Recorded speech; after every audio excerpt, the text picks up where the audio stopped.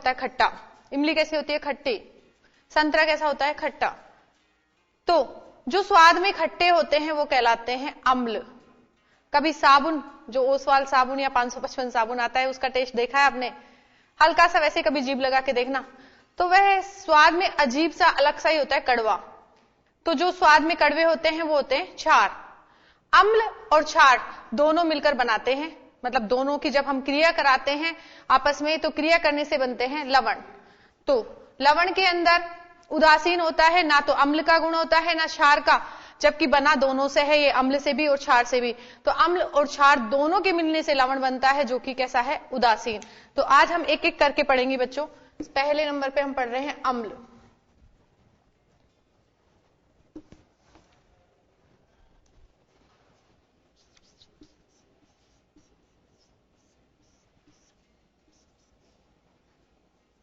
अम्ल स्वाद में खट्टे होते हैं। कैसे होते हैं? खट्टे, खट्टे होते हैं।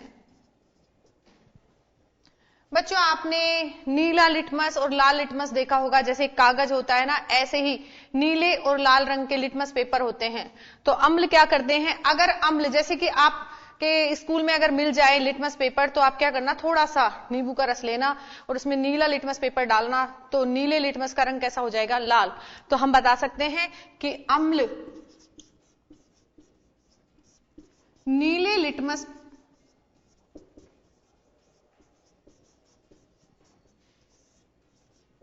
पत्र यानी कि कागज जो है को लाल कर देते हैं, लाल कर देते हैं।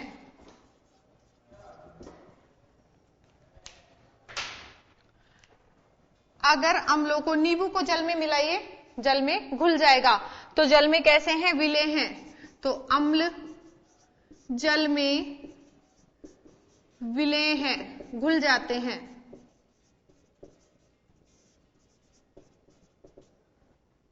देखिए बच्चों, अगर हम क्या करें, जैसे नींबू का रस से ही रिलेटेड बता देते हैं कि हमने 1 गिलास पानी लिया और उसमें, ये पानी है और उसमें 2-4 बूंद, कितनी, 2-4 बूंद हमने नींबू का रस डाल दिया। तो पानी ज्यादा है और अम्ल क्या है, कम। जब पानी तो क्या हो, अधिक, और अम्ल कितना हो, कम, तो ऐसे विलयन कहलाते हैं तनु विलयन, और ऐसा अम्ल कहलाता है तनु अम्ल। इसमें क्या होता है, जल की सांद्रता, जल अधिक, जल कैसा होता है, जल अधिक मात्रा में, और अम्ल कम मात्रा में। तो अगर जल में अम्ल मिला दिया जाए, यानी कि जल की अधिक मात्रा हो, तो ऐसे अम्ल होते हैं तनु अम्ल। और अगर हम क्या करें कि बहुत सारा अम्ल है और इसमें जल की मात्रा थोड़ी सी है, यहां से हम जल मिला रहे हैं, थोड़ा सा जल, यहां तो ये क्या था, जल, और यहां हमने क्या मिलाया, अम्ल। यहां पे पूरा का पूरा क्या है, अम्ल, और हमने थोड़ी सी मात्रा किसकी मिला दी, जल की। तो यहां पर जल की मात्रा क्या है, कम, जल की मात्रा कम, अम्ल की मात्रा अधिक। अम्ल तो ज्यादा है, जल क्या है, कम। तो ऐसे विलयन क्या कहलाते हैं, या ऐसे अम्ल क्या कहलाते हैं, सांद्र अम्ल। क्या कहलाते हैं, सांद्र अम्ल। तो जिनमें जल अधिक हो, अम्ल कम हो, तो तनु अम्ल। जिनमें जल की मात्रा कम है और अम्ल की मात्रा अधिक है, तो वो क्या है, सांद्र अम्ल।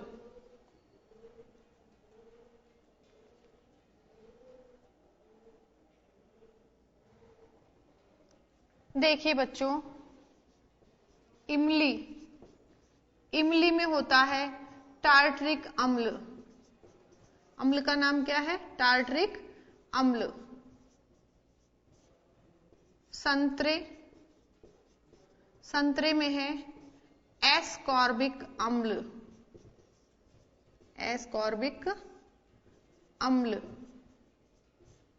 लाल चींटी, लाल चींटी आपको कभी काटती है, काटने पे जो अंदर अम्ल जाता है वो होता है फॉर्मिक अम्ल,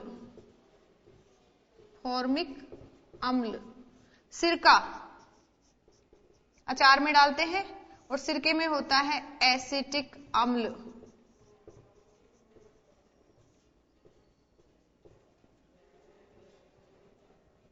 जठर रस होता है बच्चों, जठर रस जो कि पेट के अंदर था, उसमें कौन सा अम्ल होता है? हाइड्रोक्लोरिक अम्ल।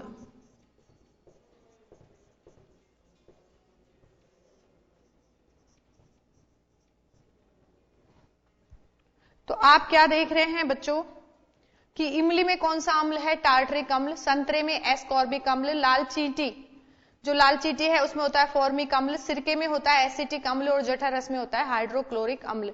कई बार एक नंबर के क्वेश्चन में पूछ लिया जाता है कि बताइए लाल चींटी में कौन सा अम्ल होता है, तो आप क्या बताओगे? फॉर्मिक अम्ल।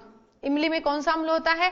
टार्टरिक अम्ल। संतरे में एस्कॉर्बिक अम्ल, सिरके में एसिटिक अम्ल और जठर रस जो कि हमने पाचन की क्रिया में भी देखा था आमाशय के अंदर, कौन सा होता है? हाइड्रोक्लोरिक अम्ल। ऐसे अम्ल जिनमें जल की मात्रा अधिक होती है तनु अम्ल, और जिनमें जल की मात्रा अम्ल की तुलना में कम होती है वे होते हैं सांद्र अम्ल। अम्ल स्वाद में खट्टे होते हैं, अम्ल नीले लिटमस पत्र को लाल कर देते हैं और अम्ल जल में विलेय हैं। नीले लिटमस पत्र को कैसा कर देते हैं बच्चों? लाल।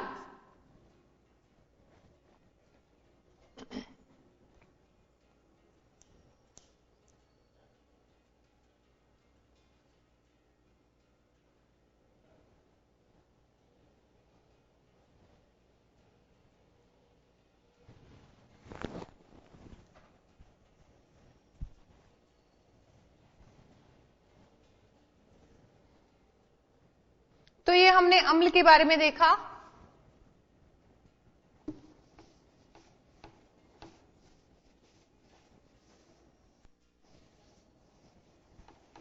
तो आपको तनु अम्ल, सांद्र अम्ल भी बता दिए हैं कि तनु अम्ल कौन से हैं और सांद्र अम्ल कौन से हैं। नेक्स्ट क्षार।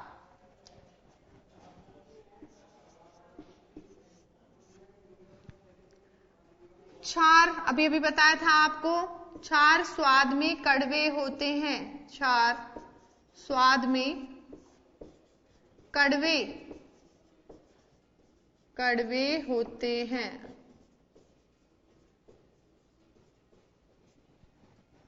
ठीक है। उन्होंने तो, किन्होंने? अम्ल ने तो नीले लिटमस को कैसा किया था? लाल। ये लाल को कैसा करेंगे? नीला। क्षार लाल लिटमस को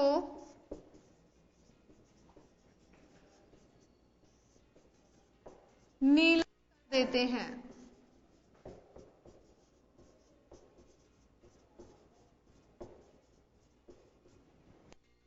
क्षार में जैसे एग्जाम्पल देखें हम, क्षार हैं जैसे KOH, NaOH, MgOH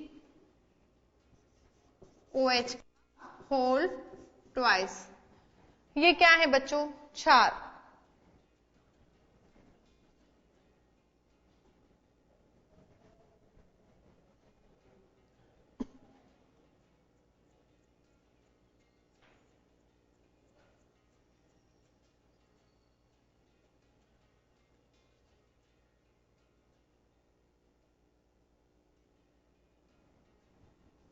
देखिए जैसे अभी हमने तनु अम्ल और तनु क्षार बताए, वो तनु अम्ल और सांद्र अम्ल बताया था, ऐसे ही हम तनु क्षार और सांद्र क्षार बताएंगे। देखिए अगर जल की मात्रा क्या हो? अधिक, ऐसे बना दें हम, ग्रेटर देन। किससे ग्रेटर देन है? क्षार से। क्षार की मात्रा से। अगर क्षार की मात्रा से जल की मात्रा अधिक है तब ये क्या होंगे, तनु क्षार। और अगर जल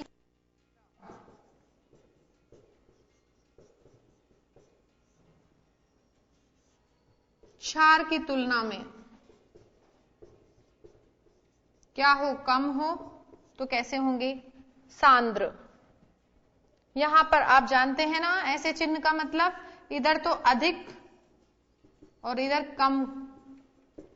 ये जो ऐसे इस टाइप जैसे चोंच जैसी स्ट्रक्चर है, तो चोंच की तरफ आता है कम और जिधर चोंच खुली हुई है उधर आता है अधिक। तो जल की मात्रा अधिक है, क्षार की मात्रा कम है, तो तनु क्षार।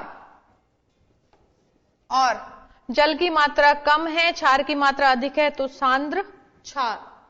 और क्षार में हमने बताया KOH, NaOH, MgOH का होल ट्वाइस।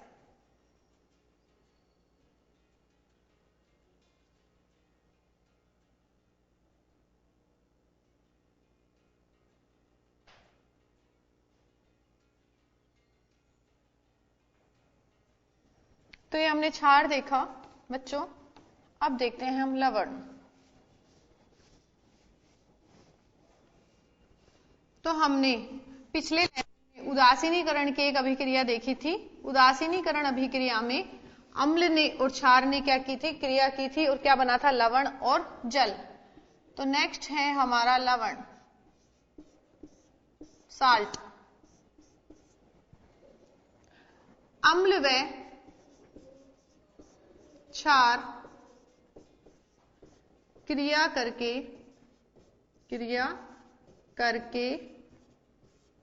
लवण व जल बनाते हैं। क्या बनाते हैं, लवण व जल। यह अभिक्रिया उदासीनीकरण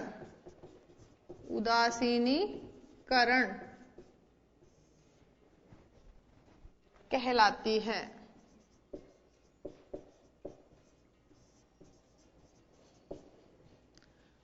तो देखिए, उदासीनीकरण हो गया, ना तो इसमें अम्ल का गुण रहा ना क्षार का रहा, और उदासीन क्या बन गए, लवण बन गए हैं। तो हम बताएंगे लवण कैसे होते हैं, उदासीन होते हैं। लवण उदासीन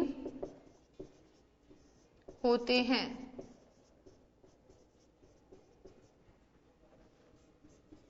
लवण के जो गलनांक और क्वथनांक हैं वो अधिक होते हैं अम्ल और क्षार की तुलना में। तो लवण के गलनांक व क्वथनांक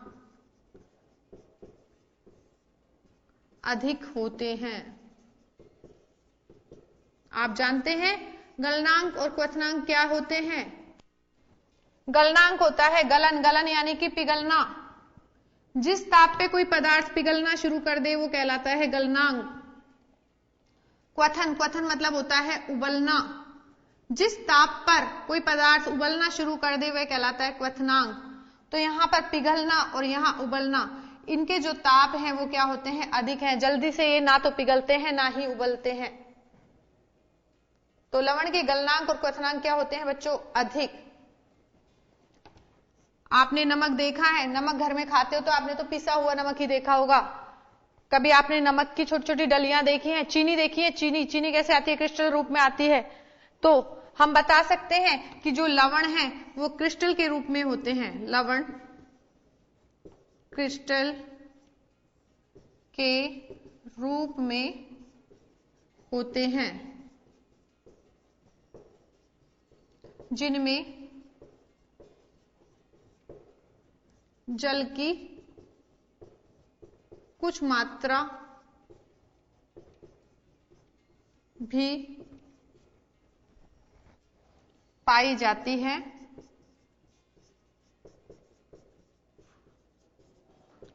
इस जल को क्रिस्टलन जल कहते हैं।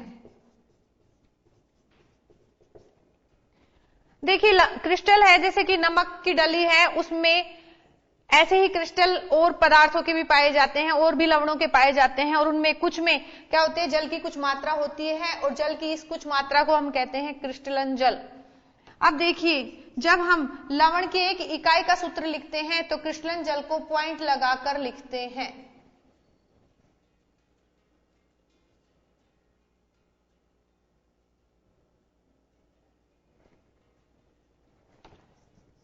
तो लवण के इकाई सूत्र में जल की निश्चित मात्रा संख्या के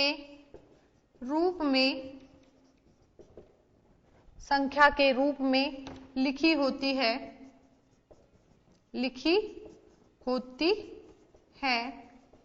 जिसे क्रिस्टलन जल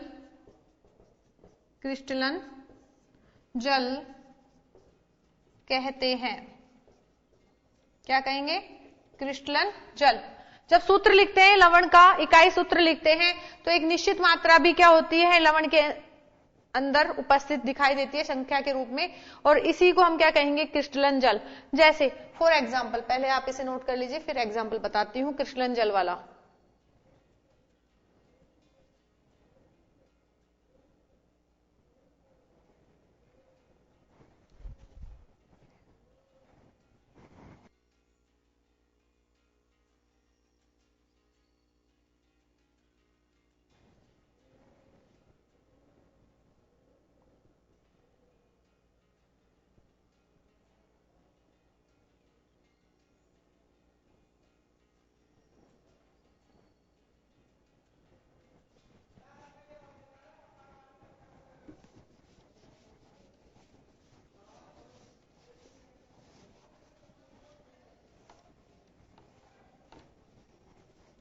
तो अब हम क्रिस्टलन जल के बारे में बता रहे हैं।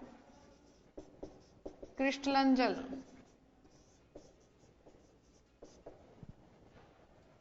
बच्चों अभी वक्त तो चला है ब्रेक का, ब्रेक के बाद फिर मिलते हैं।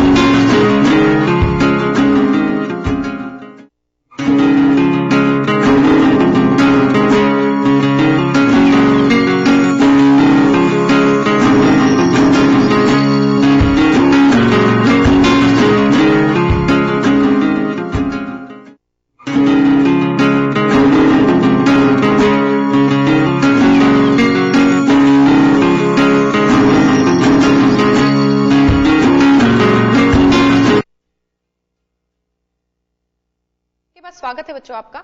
तो अभी हम देख रहे थे क्रिस्टलन जल। देखिए बच्चों, ये क्रिस्टलन जल के बारे में बताया। हम एक लवण का उदाहरण बता रहे हैं, लवण, और लवण में हम बता रहे हैं जैसे कि जिप्सम। और जिप्सम का सूत्र होता है बच्चों CaSO4.2H2O। यहां पर आप क्या देख रहे हो? CaSO4 तो हो गया लवण ये, और इसमें पॉइंट्स के रूप में जो जल है, इसी जल को हम क्या कहेंगे? क्रिस्टलन जल। जैसे देखिए धावन सोडा, कपड़ा धोने का सोडा होता है ना, धावन सोडा, उसमें देखिए Na2CO3.10H2O, इसमें जल के 10 अणु हैं। देखिए क्रिस्टल होता है, क्रिस्टल के बीच बीच में जल छुपा रहता है और उसको हम निश्चित संख्या के रूप में ऐसे एक इकाई सूत्र में इस तरीके से शो कर रहे हैं कि Na2CO3 धावन सोडा है जिसमें 10 जल के अणु हैं क्रिस्टल के रूप में, तो ये वाला क्रिस्टलन जल कहलाएगा। यहां पर ये 0.2H2O ये क्रिस्टलन जल कहलाएगा। ऐसे ही plaster of Paris, plaster of Paris ये जिप्सम से ही प्राप्त होता है और इसका सूत्र है CaSO4.12, इसमें आधा ही जल का अणु रहता है, 0.12 H2O। तो यहां पर जो पॉइंट्स के रूप में जो लिखा हुआ है, देखिए बच्चों ये पॉइंट्स के रूप में, यहां ये पॉइंट्स के रूप में लिखे हुए हैं ये, तो ये जो पॉइंट्स के रूप में लिखे हुए हैं जल की संख्या, यह है पॉइंट्स के रूप में लिखी हुई जल की संख्या ही क्या कहलाती है? क्रिस्टलन जल। लवण क्रिस्टल के रूप में होता है और लवण के क्रिस्टल में कुछ जल की या कुछ जल के अणु रहते हैं और उन्हें ही हम क्या कहते हैं? क्रिस्टलन जल।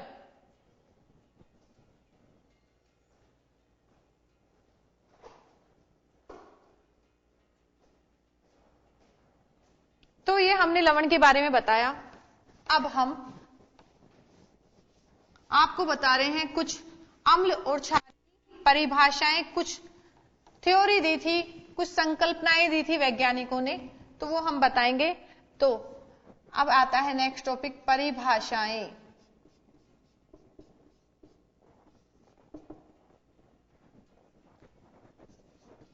कुछ रसायनज्ञ जो रसायन के बारे में बताते हैं, वो रसायनज्ञ ने अम्ल व क्षार के लिए विभिन्न संकल्पनाएं दी, परिभाषाएं दी, संकल्पनाएं दी। कईयों ने अम्ल और क्षार की परिभाषा बताने के लिए क्या दी है? संकल्पनाएं या परिभाषाएं दी हैं। तो पहली जो संकल्पना हम पढ़ेंगे वो पढ़ेंगे आरेनियस। ये एक रसायनज्ञ है, आरेनियस की संकल्पना, यानी कि अम्ल की और क्षार की परिभाषा क्या दी है आरेनियस ने, वो हम बताएंगे। आरेनियस एक वैज्ञानिक है, रसायनज्ञ है और इन्होंने अम्ल और क्षार की परिभाषाएं दी हैं। तो आरेनियस के अनुसार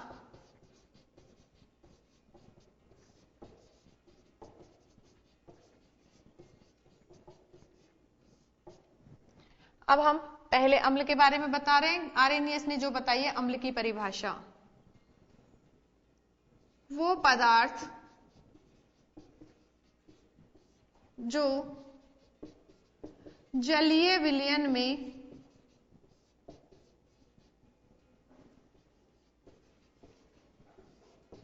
अपघटित होकर H प्लस आयन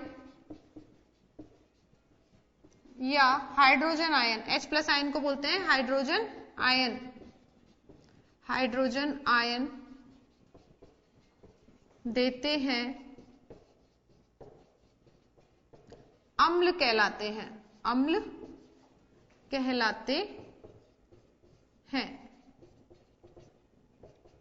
आरेनियस क्या कह रहे हैं कि वो पदार्थ जो जलीय विलयन में अपघटित होकर hydrogen ion H plus ion देते हैं, वो क्या कहलाते हैं? अम्ल। आरेनियस ने ये परिभाषा दी है अम्ल की अपनी संकल्पना के अनुसार। ऐसे ही क्षार की भी दी है उन्होंने, जो पदार्थ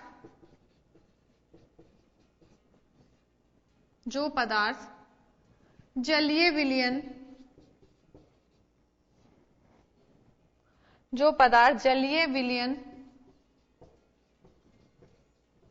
में अपघटित होकर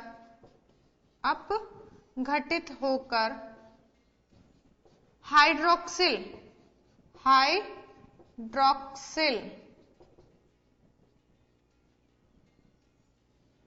हाइड्रोक्सिल आयन।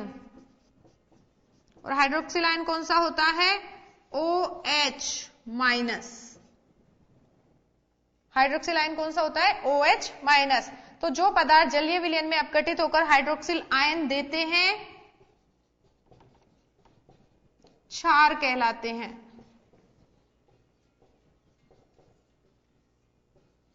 किसने दी ये परिभाषा?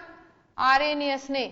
तो हम अम्ल और क्षार की डिफरेंट परिभाषाएं देख रहे हैं, जिसमें पहली संकल्पना है आरेनियस की संकल्पना, और इसके अनुसार वो पदार्थ जो जलीय विलयन में अपघटित होकर H आयन देते हैं अम्ल कहलाते हैं, और वो पदार्थ जो जलीय विलयन में अपघटित होकर OH आयन देते हैं क्षार कहलाते हैं। नोट कीजिएगा बच्चों।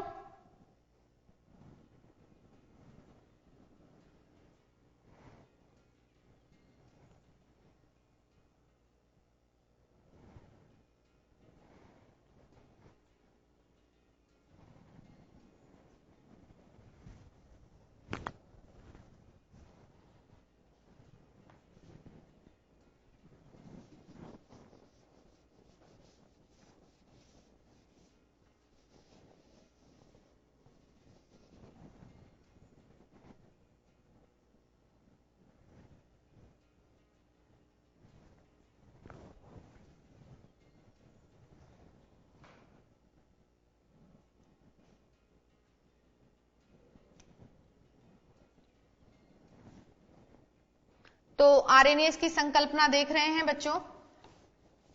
अब एग्जाम्पल्स बताते हैं इसके। ये संकल्पना, ये जो मैंने अभी आपको नोट करवाई है वो संकल्पना है, इसे आपको याद करना है। जो H आयन देंगे जलीय विलयन में वो अम्ल, जो OH आयन देंगे वो क्षार।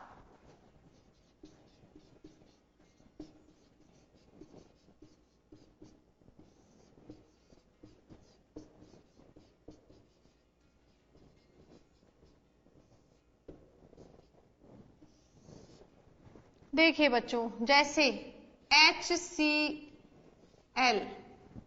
हाइड्रोक्लोरिक अम्ल है ये, और इसको अगर जल में घोले तो हमने पहले बताया था समीकरण में कि जलीय विलयन को कैसे लिखते हैं? एक्वस।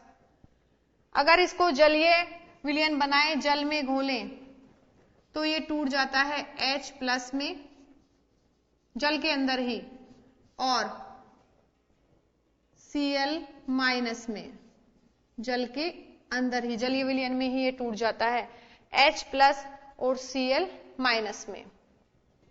ऐसे ही देखिए बच्चों HNO3, इसका भी जलीय विलयन अगर बनाए तो ये टूटता है H प्लस और NO3 माइनस।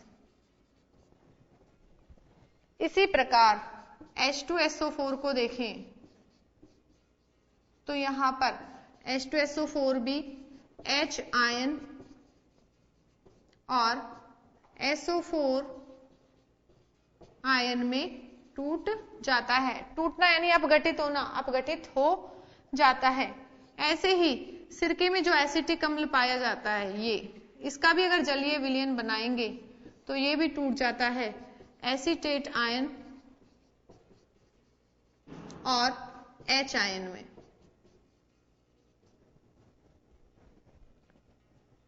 तो देखिए आप, ये जो हमने डिफरेंट पदार्थ बताए हैं, इनको जल में घोलें तो ये किस में टूट रहे हैं? H आयन में अपघटित हो रहे हैं, H आयन में, और दूसरे ऋण आयन में।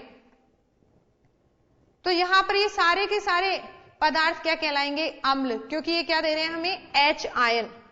तो हम बता सकते हैं उपरोक्त सभी अम्ल हैं, क्योंकि ये जलीय विलयन में, क्योंकि ये जलीय विलयन में H ion, H plus ion, hydrogen ion देते हैं। देखिए बच्चों, जो ये H प्लस आयन निकले हैं यहां पर जल में, ये क्या होता है? बहुत क्रियाशील होता है, बहुत ज्यादा। तो H आयन की फॉर्म में नहीं रह पाता, H आयन की फॉर्म में नहीं रह पाता, तो ये H प्लस आयन जल के अणु से क्रिया कर जाता है। H+ अकेला स्थायी नहीं रह सकता, बहुत क्रियाशील है, तो जो जल रहता है ना, उस जिसमें घुला हुआ है उसी के जल के अणु से क्रिया कर जाता है और बना देता है H3SO+, और इसका नाम है हाइड्रोनियम आयन। Hydronium ion. तो हम क्या लिख सकते हैं बच्चों कि H+ आयन अत्यंत क्रियाशील है, अत्यंत क्रियाशील है, अतः यह जलीय विलयन में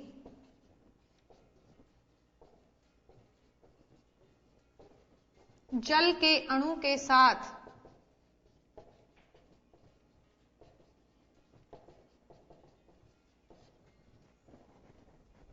मिलकर hydronium ion H3O+, hydronium ion, hydronium ion बनाता है,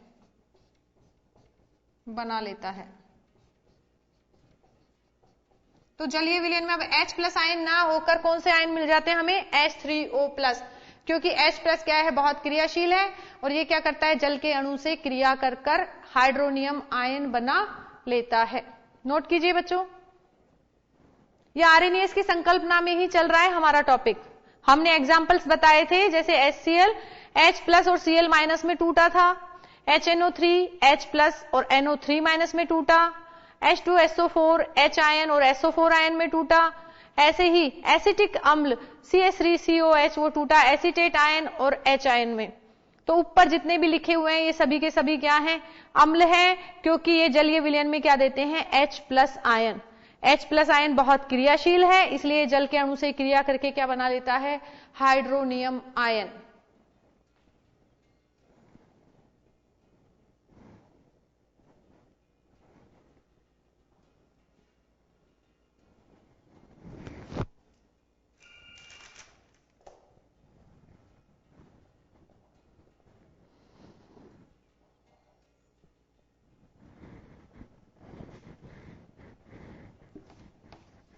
तो ये भी हम अम्ल के बारे में बता रहे थे बच्चों, आपको अम्ल के एग्जाम्पल बताए हैं। HCl HNO3 H2SO4 एसिटिक अम्ल।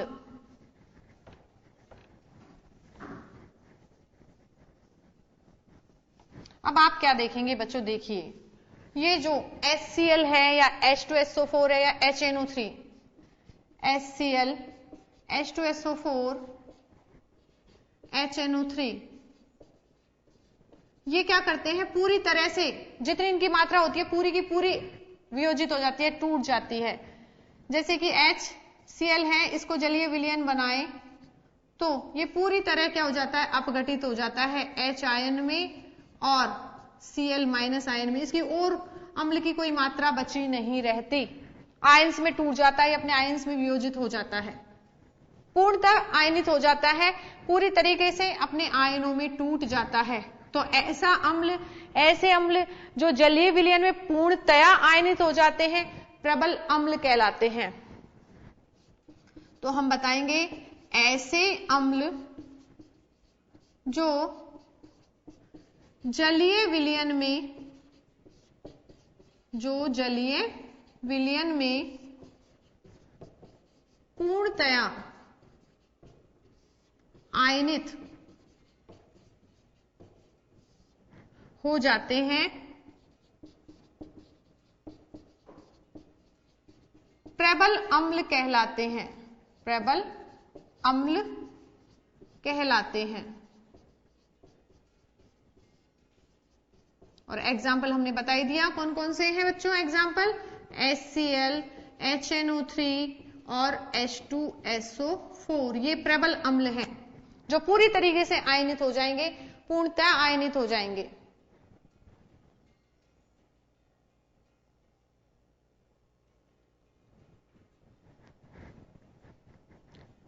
और कुछ पूरी तरह आयनित नहीं होते, उनकी कुछ मात्रा बची रह जाती है।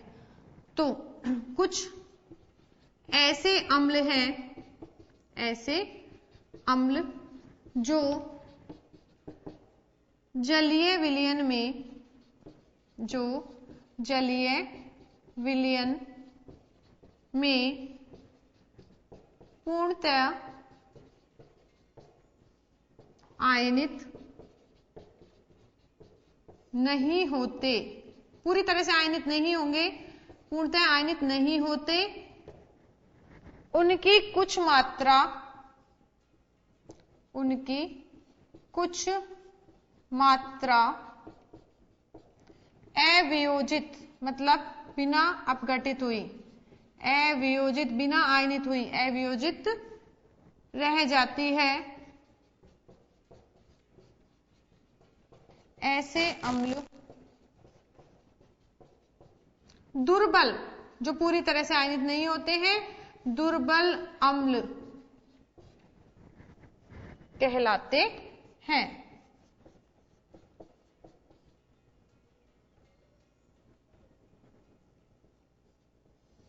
कहलाते हैं। इसका एग्जाम्पल है बच्चों जैसे एसिटिक अम्ल CH3COOH एसिटिक अम्ल और H2CO3 कार्बोनिक अम्ल।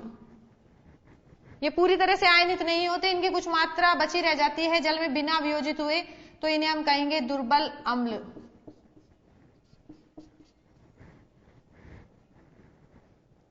तो अभी हमने आपको बताया प्रबल अम्ल और दुर्बल अम्ल। आरएनएस की संकल्पना चल रही थी जिसमें अभी हमने अम्ल की डिटेल पढ़ी है बच्चों, अम्ल की पूरी तरीके से जानकारी ली है।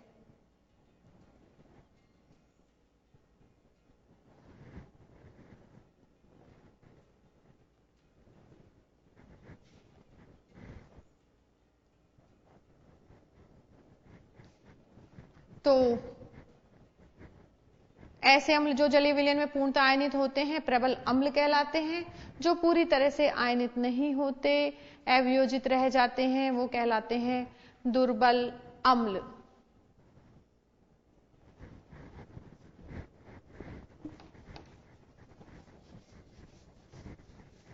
तो अभी हम क्षार के बारे में तो पढ़ चुके हैं। क्षार वो पदार्थ हैं जो क्या देते हैं, OH माइनस आयन।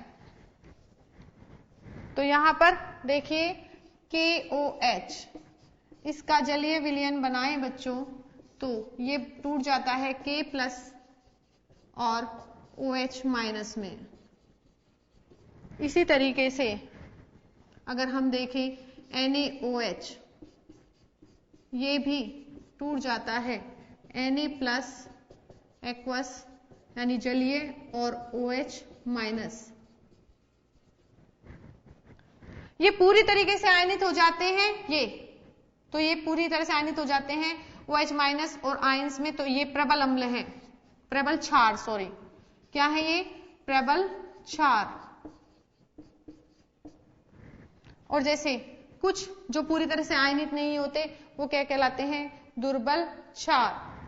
तो जैसे कि NH4OH और MgOH का होल ट्वाइस, ये पूरी तरह से आयनित नहीं होते और ये कहलाते हैं दुर्बल क्षार।